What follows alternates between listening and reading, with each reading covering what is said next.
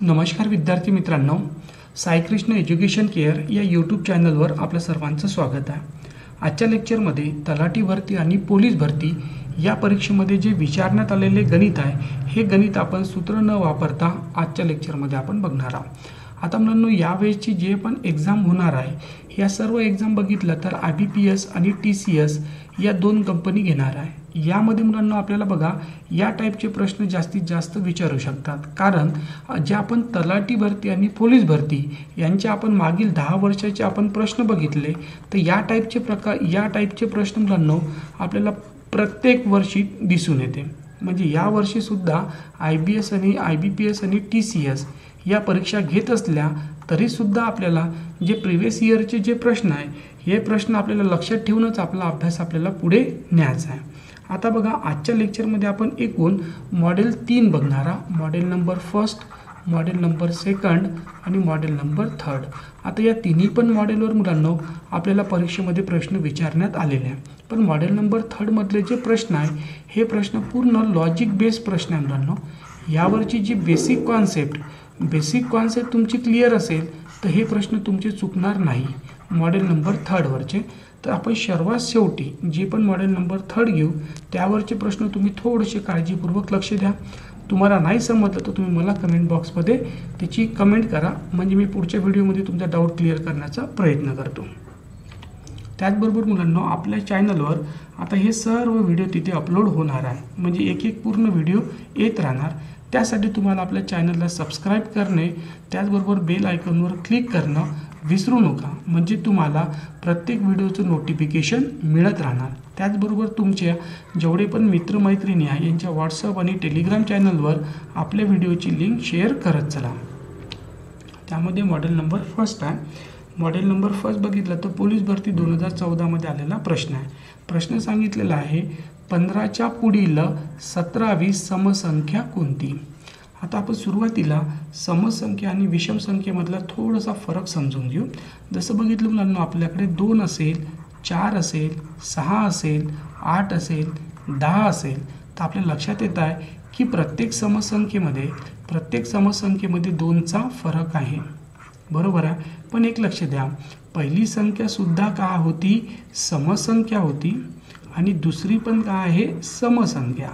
म्हणजे 2 समसंख्येमधला फरक किती येतो तर 2 येतो। त्याचबरोबर आपण बघितलं 3 असेल, त्याचबरोबर 5 असेल, 7 असेल, 9 असेल, या सर्व विषम संख्या आहे आणि प्रत्येक विषम संख्येमधला फरक हा किती असतो, 2 असतो।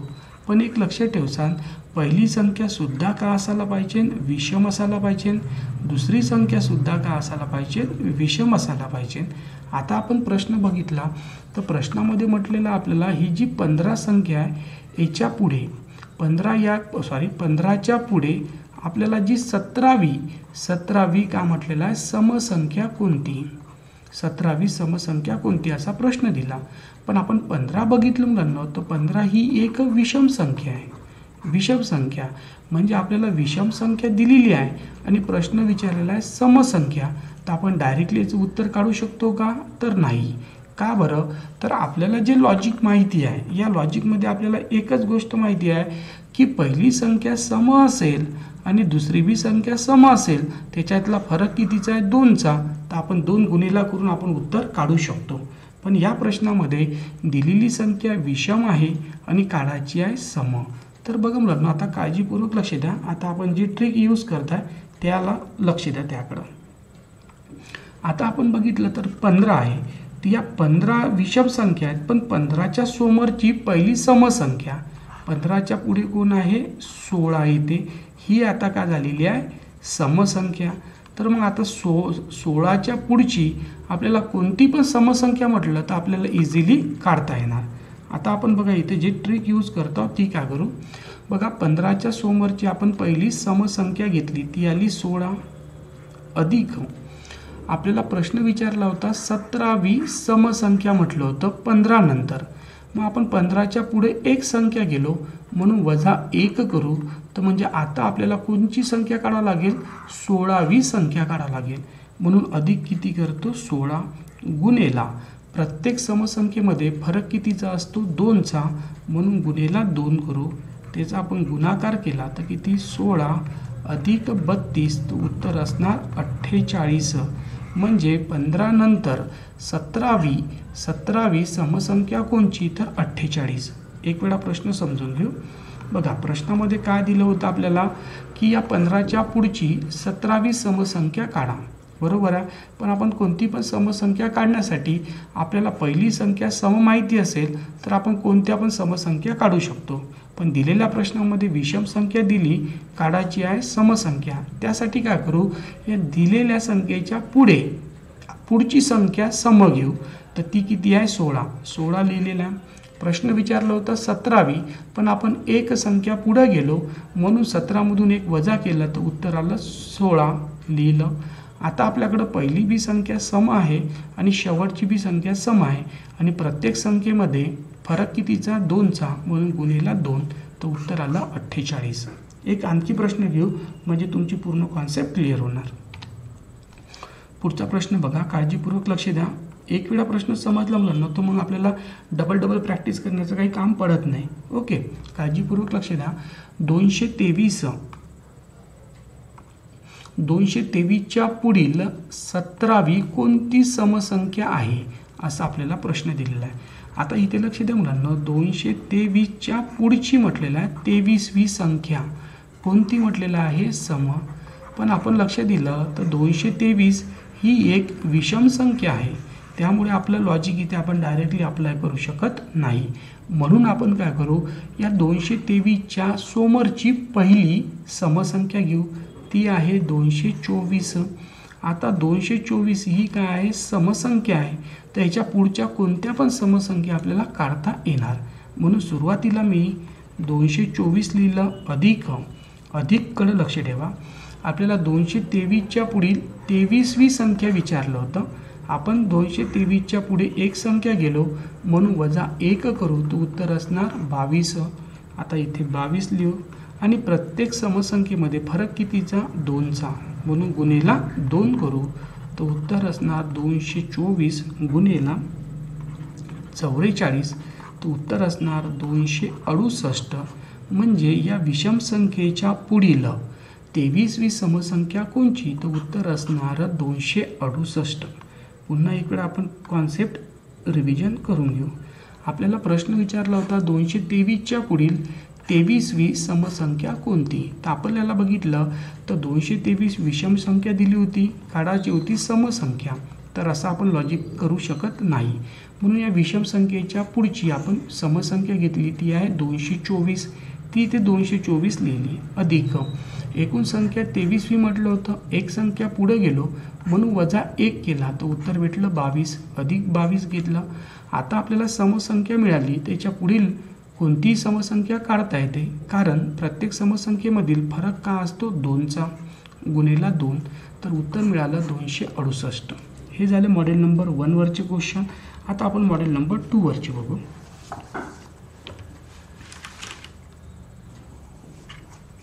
मॉडेल नंबर 2 वर काळजीपूर्वक लक्ष द्या. या टाईपचे प्रश्न आपल्याला परीक्षेमध्ये येऊ शकतात मुलांनो, कारण आपल्या ज्या सरळ सेवा भरती असते यामध्ये जे गणिताचे प्रश्न असते मुलांनो, यामध्ये अंकगणित आणि गणित या 2 कॉम्बिनेशनमध्ये हे प्रश्न येतात. तर प्रश्न का दिलेला आहे तो पहिले समजून घेऊ. प्रश्न दिलेला आहे 1 ते 100 या अंकातील 9ने निश्चित भाग जाणाऱ्या एकूण संख्या किती, असा आपल्याला प्रश्न दिलेला आहे. प्रश्न म्हटलेला आहे तुम्ही 1 पासून जा, 1 पासून गेलो आपण 1 2 3 4 5 6 9, बरोबर, असे तुम्ही जा कुठपर्यंत मुलांनो, 100 पर्यंत जा, बरोबर आहे, 100 पर्यंत जा. यामध्ये एकूण 9ने निश्चित भाग जाणाऱ्या संख्या किती. सपोज फॉर एक्झाम्पल आपण बघितलं 1 पासून सुरुवात केली तर किती, 9 आहे, 9ने भाग जाणारी कोणची आहे, 18 आहे, 9 त्रिक किती, 27. अशा करत गेलो मुलांनो, तर शेवटी किती येते आपण बघितलं तर 9ने निश्चित भाग जाणारी एकदम शेवटी आपण बघितलं तर किती येणार, 999. आता आपण यावरून एक आपली ट्रिक लक्षात ठेवा. आपली ट्रिक काय त्याकडे लक्ष द्या. आपल्याला म्हटलेलं होतं 9ने निश्चित भाग जाणाऱ्या संख्या. मग 9ने निश्चित भाग जाणारी पहिली संख्या कोणती आहे, 9. आणि 9ने निश्चित भाग जाणारी शेवटची संख्या कोणती आहे? 99. तर आता आपल्या ट्रिकनुसार काय असणार? तर बघा मुलांनो, शेवटची 9ने भाग जाणारी संख्या 90 वजा पहिली संख्या भागेला 9 आणि अधिक किती करायचं? 1. म्हणजे हे किती असणार? 90 भागेला 9 अधिक 1 म्हणजे 10 अधिक 1 म्हणजे येणार 11. म्हणजे तुम्ही 1 पासून 100 पर्यंत गेले तर तुम्हाला अशा एकूण 11 संख्या मिळणार की त्याला 9ने भाग जाणार. ओके, पुढचा प्रश्न आपण थोडंसं समजून घेऊ कॉन्सेप्ट. प्रश्नामध्ये दिलेलं होतं आपल्याला की 9ने निश्चित भाग जाणाऱ्या एकूण संख्या किती, असा आपल्याला प्रश्न दिला होता. तर बघा आपण काय करायचं मुलांनो, या 1 ते 100 पर्यंतच्या 9ने निश्चित भाग जाणारी संख्या, त्यासाठी सर्वात शेवटी 9ने निश्चित भाग जाणारी संख्या ती होती 99 लिहिली. 9ने निश्चित भाग जाणारी पहिली संख्या ती होती 9 वजा 9 केले भागेला 9. 9 का बरं? तर 9ने भाग म्हटलं होतं आणि अधिक 1 हा विसरू नका. तर उत्तर भेटते 11. आणखी प्रश्न बघू, तुम्हाला कॉन्सेप्ट क्लिअर होणार. पुढचा प्रश्न बघू, काळजीपूर्वक लक्ष द्या. प्रश्न म्हटलेला आहे 1 ते 100 या अंकातील 7ने निश्चित भाग जाणाऱ्या एकूण संख्या किती? बरोबर, असा आपल्याला प्रश्न दिलेला आहे. म्हणजे आपण 1 पासून गेलो 2 3 3 7 असं आपण मुलांना करत गेलो. किती? 98 99 आणि 100 असं करत गेलो. यामध्ये आपल्याला एकूण संख्या काढायच्या 7ने भाग जाणाऱ्या. तर आपली ट्रिक काय असते मुलांनो, 7ने निश्चित भाग जाणारी शेवटची संख्या कोणती येते? 98.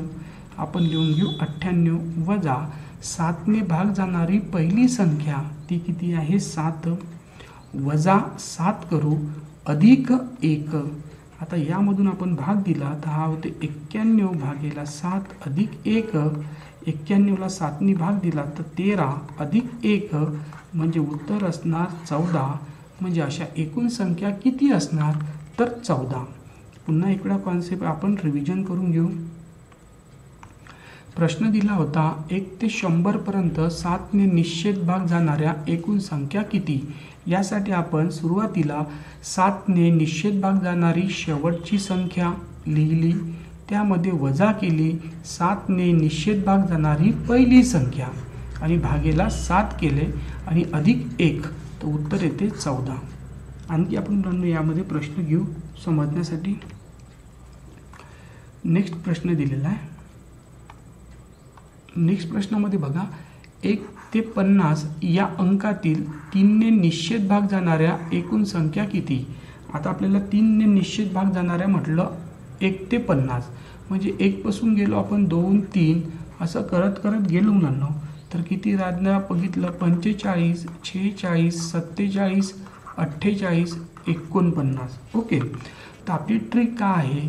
प्रश्न विचारलेला आहे 3ने निश्चित भाग जाणारी शेवटची संख्या ती किती आहे? 48 लिहून घेतली वजा 3ने निश्चित भाग जाणारी पहिली संख्या किती आहे? 3 वजा 3 आणि भागेला किती करतो? 3 अधिक 1. तर हे असणार 45 भागेला 3 अधिक 1. तर 15 त्रिक किती होते मुलांनो? 45 अधिक 1 करू तर उत्तर असणार 16. म्हणजे अशा किती संख्या असणार? तर 16. नेक्स्ट प्रश्न बघू. MPSC मध्ये आलेला प्रश्न आहे 11 ते 200 या अंकातील 7ने निश्चित भाग जाणाऱ्या एकूण संख्या किती? आता मुलांना आपल्याला म्हटलेलं आहे 11 पासून आपण समोर गेलो. 11 पासून आपण समोर गेलो तर किती? 12 13 14 असा मुलांना 200 पर्यंत जायचं आहे. तर 200 पर्यंत मुलांना 196 197 198 199 आणि हे किती झाले? 200. आता बघा मुलांनो यामध्ये 7ने निश्चित भाग जाणारी शेवटची संख्या ती आहे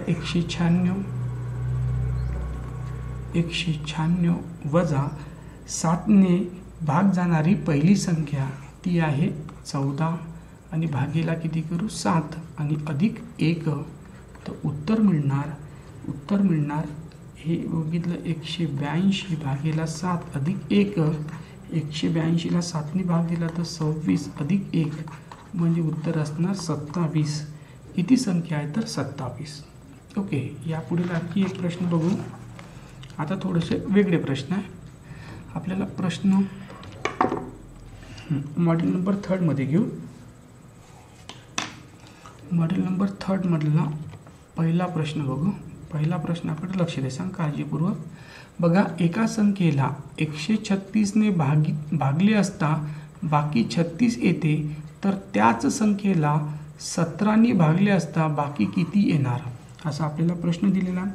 प्रश्न म्हटलेला एक संख्या माहिती नाही, बरोबर आहे. या संख्येला आपण 136ने भागाकार केला तर आपल्याला बाकी म्हटलेलं आहे 36 येते.